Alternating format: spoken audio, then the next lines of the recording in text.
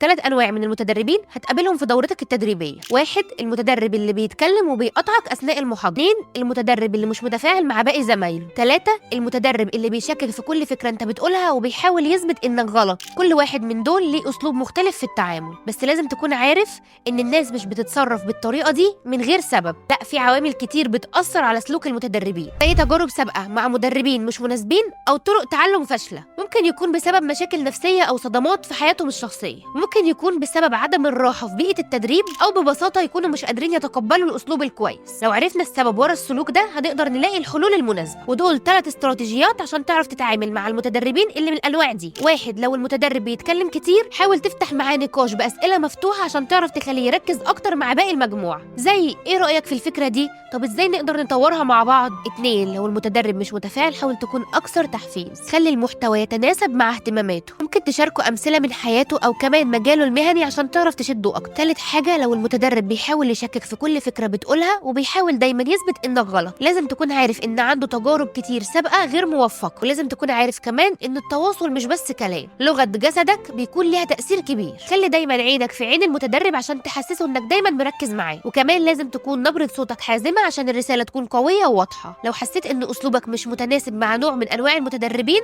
غيره، جرب أساليب مختلفة زي العصف الذهني أو التمارين الجماعية، وجرب كمان تقسم الدورة لفقرات تفاعلية، ده بيخلي الجو كمان أكتر مرونة وبيشجع المتدربين على التفاعل بشكل أكبر. ودلوقتي قولي، لو قابلت متدرب من الأنواع دي هتعرف تتعامل معاه ولا لأ؟ وعشان تستفيد أكتر وتطور نفسك في التدريب، اعمل لنا فولو.